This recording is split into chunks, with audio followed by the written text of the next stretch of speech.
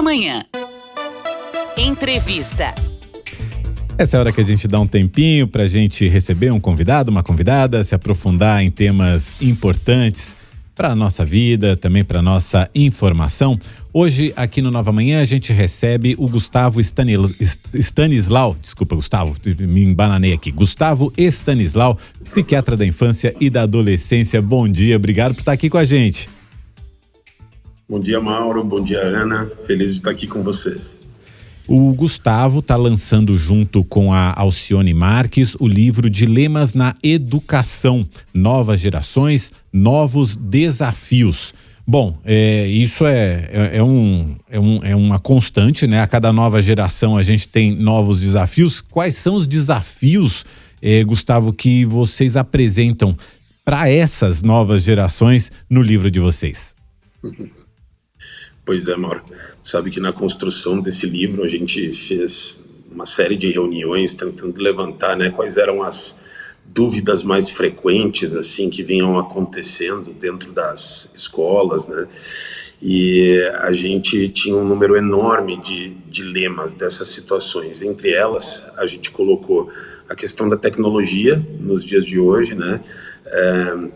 A questão do bullying, né, que é uma questão bem importante, questões associadas com orientação sexual, né, que são muito frequentemente uma dúvida assim, dos pais e tal, então a gente traz isso. A questão da autonomia, né, a gente tem visto, né, nos últimos anos muitas crianças e adolescentes com dificuldade de desenvolver a sua própria autonomia.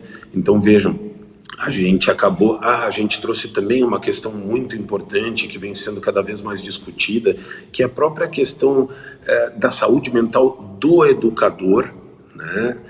Então, assim, são uma série de dilemas e a gente espera que as pessoas tenham nesse livro, né, um lugar para onde elas possam recorrer para entender um pouco sobre isso ou ter pelo menos algum tipo de orientação. Gustavo, o quanto as novas gerações e esses dilemas são marcados pelas inovações tecnológicas que a gente vive? A gente acredita que esse seja, na verdade, um dos grandes motivos para a gente ter essa série de dúvidas nos dias de hoje, né? Com a quantidade de informação que a gente tem, tudo está mudando muito rápido, né? Então, uma coisa que é interessante é que volta e meia, quando eu vou fazer uma palestra numa escola, a gente veja dúvidas que possivelmente há 15, 20 anos atrás a gente não tinha, né? Com a quantidade de informação que a gente tem, as pessoas estão ficando muito confusas. Isso é um paradoxo muito interessante que acontece. A gente imagina, né, que com mais informação as pessoas vão se orientar mais, vão ficar, né, vão ter manejos mais claros dentro de casa, mas na verdade o que a gente tem visto é o contrário. Quanto mais informação, mais as pessoas estão confusas. E daí a gente se depara com situações em que pais, por exemplo, numa palestra, como eu estava comentando, assim, alguns pais, por exemplo, te perguntam coisas como: será possível assim que na festa de 12 anos da minha filha eu possa oferecer energético, né? Tipo, tu vê, dentro dessa mesma sala vão ter pessoas que vão achar que isso é ok, e tem outras pessoas que vão ter uma convicção dizendo: não acredito que não tenha sentido nenhum. Então, assim, a gente está vivendo um momento onde as pessoas estão muito desorientadas, né? E a tecnologia, a questão da quantidade de informações, né, que a gente vem recebendo, possivelmente é o fio condutor que faz tudo mudar muito rápido, assim. E eu acho também um pouco da falta do... Não sei se aí se não cabe, né, ao papel do educador orientar para como é que se obtém o conhecimento, como é que se obtém a informação, onde encontrar a informação confiável, né, Gustavo? Pois é, Mauro. Eu acho que a gente está vivendo um momento onde as pessoas têm se preocupado cada vez mais com isso, com a qualidade da informação. A gente tem visto, né, nos últimos anos, recentemente, na verdade, eu diria nos últimos 2, 3 anos, um debate cada vez maior sobre as pseudociências, né, porque hoje em dia, né, com a internet, com a tecnologia, qualquer pessoa pode fazer um post, pode ter um podcast e sair por aí falando informações, né, que não tem um embasamento científico, e muita gente vai acabar, né, absorvendo esse tipo de informação e levando como verdade. E eu acho que isso está mudando nos dias de hoje, e eu acho que o professor, ele é uma figura fundamental nesse sentido. Então eu acredito que esse vai ser um debate para os próximos anos. É como a gente trazer para o professor informações que permitam que ele leve essas informações para a comunidade escolar, não só para os alunos, mas também para os pais, né? E é aquela coisa, né, de que o papel da escola muitas vezes é de ensinar a aprender, né? Ensinar a ir atrás do conhecimento. Eu acho que vai ser cada vez mais isso, porque o conhecimento está aí, está ao alcance dos dedos, está muito fácil de obter. Talvez o papel da escola, a escola precise entrar mais nessa questão, né, de ensinar os alunos a aprender, aonde buscar as informações, né? Isso, eu acho que essa é a palavra-chave, e eu acho que a educação tem andado nesse sentido, de trazer cada vez mais o aluno e a comunidade escolar como um todo para um protagonismo que não se via, nesse caso, não se via há 10, 20 anos atrás, né? A gente tinha um tipo de dinâmica escolar que era muito de cima para baixo, né? O professor traz o conhecimento e muitas vezes o aluno é aquele que só replica o conhecimento. Hoje em dia, o princípio, né, que todo mundo busca é o protagonismo do aluno, para que ele, né, busque essas informações, e eu acho que a gente, aos pouquinhos, engatinhando assim, a gente vem andando nesse sentido. Um outro tema que está cada vez mais presente na nossa sociedade é a questão do bullying e, mais do que isso, a questão da violência nas escolas. Vocês abordam esse tema também no livro? Sim, esse é um tema que foi abordado e é um tema que nos preocupa muito, né?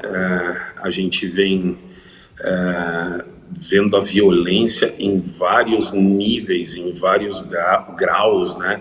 Crescendo nos últimos anos, principalmente depois da pandemia. A gente acredita que as pessoas, durante a pandemia e logo após, desenvolveram estados de alerta um pouco maior, porque a pandemia foi uma coisa muito chocante para muita gente. Esse estado de alerta coloca as pessoas para funcionar de uma forma mais impulsiva, mais irracional. Esse é um dos motivos para a gente estar vendo, né, uma quantidade de situações assim, muito complicadas do ponto de vista, né, de violência. E, de novo, aqui é uma coisa importante a gente não falar só da questão da ponta do iceberg, né, da coisa só da agressividade mais franca, mas dessa agressividade do dia a dia na comunicação entre as pessoas, da falta de empatia, esse tipo de coisa.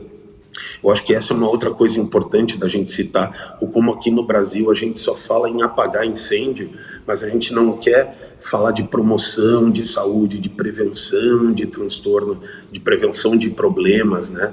Então, assim, a gente tem que falar da agressividade, do bullying, desde lá do início, né? Daquela coisa da gente não conseguir ser empático com o outro, né? E tal. Então, a gente fala bastante sobre isso no livro. A gente está recebendo uma mensagem aqui de uma ouvinte nossa, que é a Márcia. Ela está dizendo o seguinte: o papel da escola já está superlotado, estamos sufocados com todos os problemas da sociedade, não estamos dando conta da parte pedagógica interna. A escola pede socorro, os professores pedem socorro, não somos super-heróis, há que se rever papéis. O professor, eu acho que está precisando de acolhimento, né, Gustavo? Isso é uma questão fundamental. Essas são pessoas chaves para a nossa sociedade e por muito tempo a gente vem fechando os olhos, né, para a importância desse papel. Uma coisa que tem me chamado muita atenção, Mauro, assim, no dia a dia, é ver famílias que estão cada vez mais desconectadas da escola. Cada vez mais a gente vê, né, pais desmerecendo o papel da escola, desmerecendo o papel do professor, como se as pessoas não percebessem que isso é um grande tiro no pé que a gente tem dado. A escola é um representante da família também, porque a partir do momento que eu estou conectado com essa escola, eu estou dizendo para a criança assim, eu estou conectado com esse pessoal, né? Eles fazem parte do nosso time. A partir do momento que eu questiono, que eu não valorizo, eu simplesmente coloco a criança no meio de um sistema que não funciona. Então, assim, a partir do momento que a gente começar a cuidar mais da saúde mental do educador, tem uma questão aqui fundamental, que é a questão de trazer de volta psicólogos para dentro das escolas que possam ajudar a orientar, né, os educadores, que possam rastrear crianças que estão em risco maior e fazer os encaminhamentos que são necessários no momento em que isso deve ser feito e não quando a coisa já estourou, né? Então, assim, se a gente não, como comunidade, não perceber o movimento errado que a gente tem feito de se desconectar, de não merecer a escola, se a gente não fizer esses movimentos, a gente vai continuar discutindo sobre ataques, a gente vai continuar discutindo sobre questões super graves que vêm acontecendo com crianças e adolescentes. A nossa ouvinte Tatiana falando que os pais estão terceirizando seu papel e transferindo a responsabilidade para a escola, e também a Flávia falando o seguinte, que é muita informação, mas tudo rápido demais, falta qualidade na informação e na absorção dessa informação. É muita informação, mas é tudo, de fato, é tudo muito rápido, muito resumido, sem profundidade, sem, né? E aí tá aí a missão de quem quer educar, seja na escola ou fora dela, de orientar aí os jovens na absorção desse conteúdo, ou no aprofundamento desse conteúdo. Gustavo, queria te agradecer muito por estar aqui com a gente. O Gustavo que está lançando, junto com a educadora Alcione Marques, o livro Dilemas na Educação. Dilemas na Educação, Novas Gerações, Novos Desafios, pela editora Autêntica. Gustavo, muito obrigado pela conversa de hoje. Volte sempre aqui ao Nova Manhã. Obrigado, Mauro. Obrigado, Ana. Bom dia a todos. Bom dia.